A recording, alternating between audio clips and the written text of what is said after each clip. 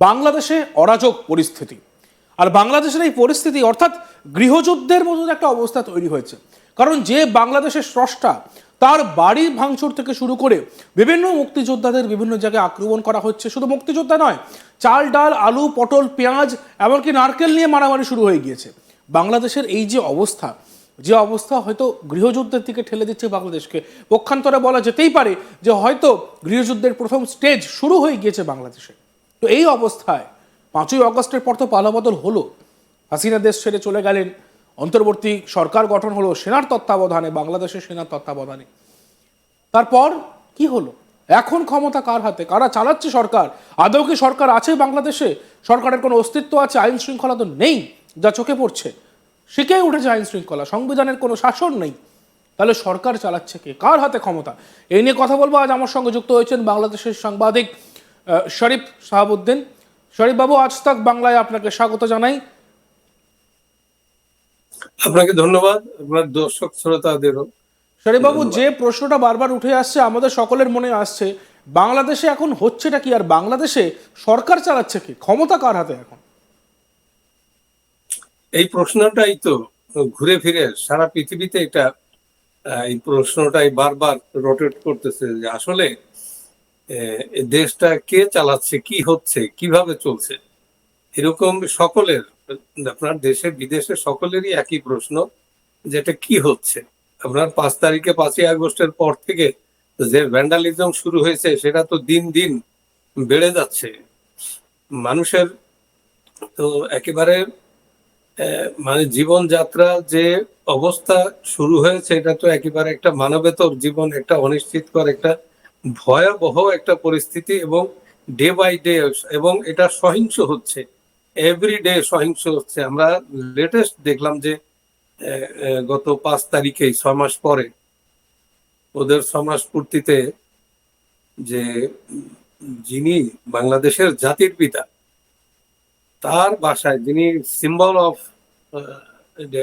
দেশ বাংলাদেশ, তার স্বাধীনতা, সার্বভৌমত্ব বাংলাদেশ এবং শেখ মুজিব এক অভিন্ন, সেইভাবেই তাকে দেখা হয় সারা পৃথিবীতে, শুধু বাংলাদেশে নয়।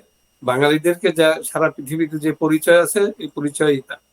তো সেইখানে তারা ওনার বাড়ি এবং ওনাকে নিশ্চিহ্ন করার জন্য যে একটা আদিম হিংস্রতা আমরা দেখলাম, সেটা তো সারা পৃথিবীতে মানুষের কাছে, সকলের কাছে, আপনার ইউরোপ আমেরিকা থেকে শুরু করে সিভিলাইজ কান্ট্রি, সকলের কাছে একটা প্রশ্ন যে একজন নোবেল লরেটের আন্ডারে এটা কি হচ্ছে।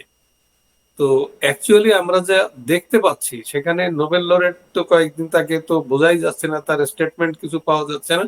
তার পক্ষ থেকে হয়তো স্টেটমেন্ট, তার প্রেস সেক্রেটারি বা অফিসিয়াল স্টেটমেন্ট আসছে, কিন্তু যে ভ্যান্ডালিজম হলো, যে একটা জাতির হৃদয়ে আঘাত দেওয়ার মতো একটা ঘটনা ঘটে গেল, সেখানে যে মানে সবই তো ইনভলভ, সেখানে পুলিশ, বিডিআর, আর্মি, সরকার, ঘোষণা দেওয়া হয়েছে আগে, তারপরও সবাই, এটা মনে হলো যে একটা স্টেট স্পন্সার্ড ভ্যান্ডালিজম, এটা পরিষ্কার একেবারে সকলের কাছে। তো এই ধরনের যদি ঘটনা ঘটে, আর এরা নিজেদেরকে হাইড করে রাখতে চায় যে না, এটার সাথে আমরা কেউ নাই, এটাতে যেমন ন্যাশনালি ইন্টারন্যাশনালি তারা যে প্রশ্নের সম্মুখীন হয়েছে। এবং বেসিক্যালি আমরা যেটা দেখতে পাচ্ছি যে যে আর্মি, ওই ঘটনা অকুস্থলে আর্মি এলো, কিন্তু আর্মির কোনো ভূমিকা নেই। আবার যে আপনার দেশব্যাপী যে ওরা যে এটা আক্রমণ চালিয়েছিল আওয়ামী লীগের বিরুদ্ধে, আওয়ামী লীগের বাড়ি ঘর, শিক্ষা, আওয়ামী লীগের যে ব্যবসায়িক প্রতিষ্ঠান, সেই একটা মানে ভয়াবহ তাণ্ডব। সেই তাণ্ডবের পরেও কিন্তু মানুষ আওয়ামী লীগ রুখে দেয়নি, তারা শুধু বক্তব্য দিচ্ছে। আর ইতিমধ্যে একজন সাভারে গিয়ে, যে এক মন্ত্রীর বাসায় এরা গিয়ে, এই কয়েকজন টোকাই, সন্ত্রাসী টোকাই, এরা গিয়ে হামলা করলো, বাসার ভিতর থেকে ধরে নিয়ে আসবে এদেরকে।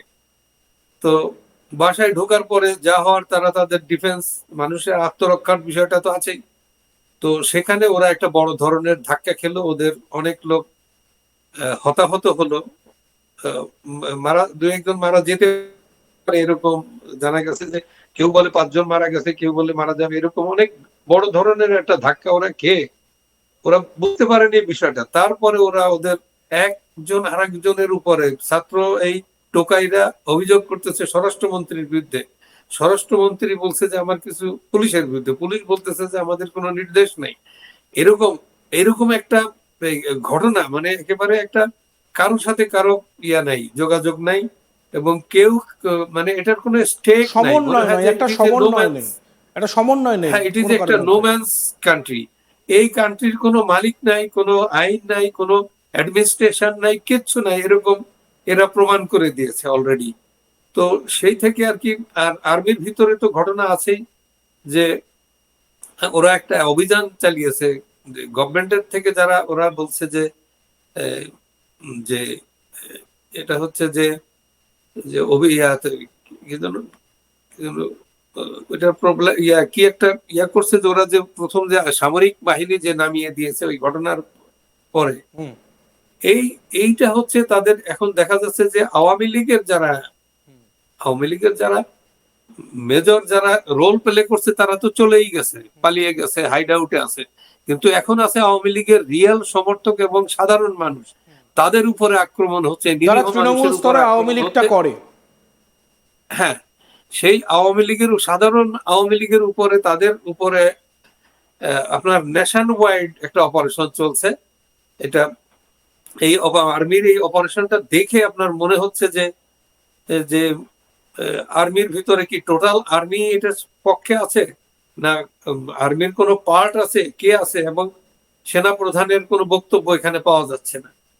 তো আর্মি ও মাঠে নেমে গেছে। তো এই একটা সংখ্যা, এই একটা গৃহযুদ্ধের একেবারে পুরো দেশ গৃহযুদ্ধে, মানুষ তো যখন দেখবে যে তার জীবন একেবারে বিপন্ন, তখন তো সে ফিরে দাঁড়াবে। দাঁড়াইলে যেমন এই যে কাজী মোজাম্মেল হকের ওখানে তারা সাধারণ মানুষ বাসায় যারা ছিল তারা ওটা রেসিস্ট করছে। তো এরকম রেজিস্ট্যান্স কিন্তু সারা বাংলাদেশে হতে থাকলে একেবারে নিশ্চিত একটা গৃহযুদ্ধের দিকে যাচ্ছে। তো সেই দিক দিয়ে আবার যে আপনারা সরকারের কাছ থেকে, ওরা বিদেশির কাছ থেকে একটা বড় ধরনের একটা থ্রাস ওদের উপরে আসছে। এখন কিছু বক্তব্য দিছে, পর পর ঘন্টায় ঘন্টায় এদের বক্তব্য চেঞ্জ হচ্ছে।